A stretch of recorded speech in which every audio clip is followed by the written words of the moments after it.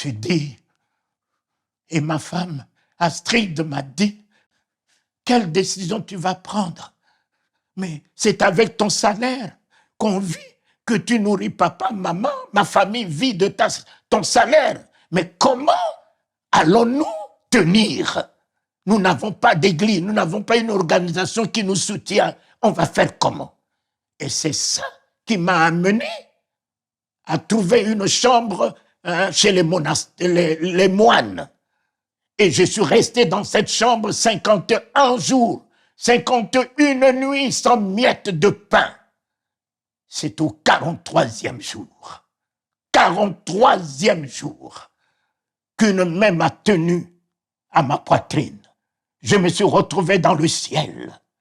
Oh, sur un boulevard où un monde comme à Paris se pressait, courait. Il y en a qui avaient la Bible, il y en a qui chantaient en langue. Et comme je les ai vus chanter en langue, avoir la Bible, je me disais qu'ils allaient alors à l'église. Et je me suis mis derrière eux en courant pour aller à l'église avec eux. Et un ange était assis dans un kiosque du côté droit, mais un kiosque en or. Et c'est là que cet ange m'a appelé. Talingano, Talingano. J'ai dit, mais qui me connaît ici pour m'appeler Talingano? Et je rentre dans ce kiosque. Il a ouvert un grand livre. Dans ce grand livre, il a mis son doigt sur mon nom, écrit en lettres d'or. J'ai dit, mais qui a écrit mon nom ici? Il dit, mais tu vas le voir. J'ai dit, c'est qui? Il dit, mais tu vas le voir. J'ai dit, mais est-ce que je veux voir Jésus? Il dit, oui, tu vas le voir. J'ai dit, ben, laisse-moi d'abord aller à l'église. Mes chers amis, ne soyez pas des suivistes. Ne suivez pas la masse qui va, oui, j'ai 10 000 membres, j'ai 20 000 membres. Non, suivez la conviction que vous avez. Suivez la vision que le Christ vous a donnée. Ne courez pas derrière les manifestations, derrière les onctions, derrière les hommes avec le pouvoir des miracles qui racontent des aventures, qui vous racontent votre vie. Suivez la parole de Dieu. Suivez le Christ, votre sauveur, rédempteur. Suivez le Saint-Esprit. Ils allaient tous à l'enfer avec la Bible à la main. En enfer. La Bible à la main.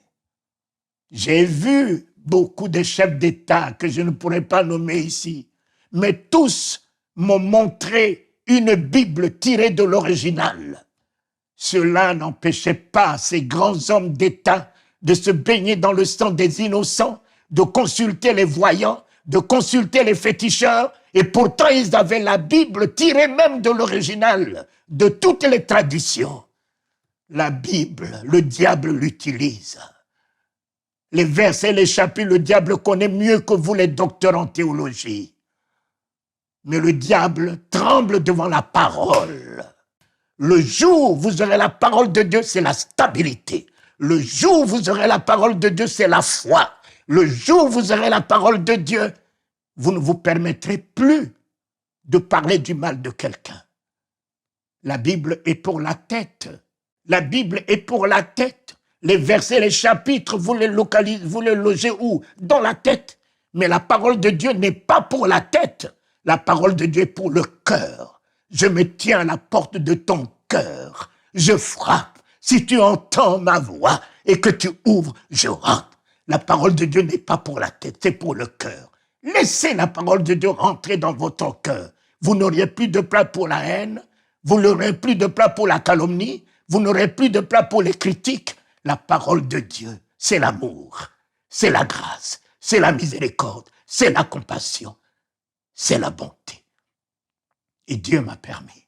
Je suis revenu, voyant tous ces gens rentrer à l'enfer, je suis revenu et j'ai rencontré le Seigneur Jésus qui m'a pris dans ses bras comme l'époux prend son épouse. J'ai vu un tapis rouge dressé. Oh, nous sommes des rois.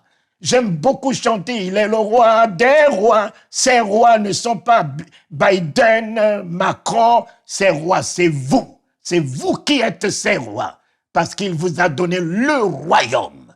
En vous donnant le royaume, vous ne pouvez pas être quelqu'un d'autre qu'un roi. C'est vous qui êtes ces rois dans ce monde. Ainsi soit-il, je l'ai vu. Il m'a fait visiter le ciel.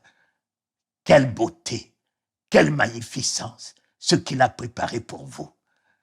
Cela existe. Amen.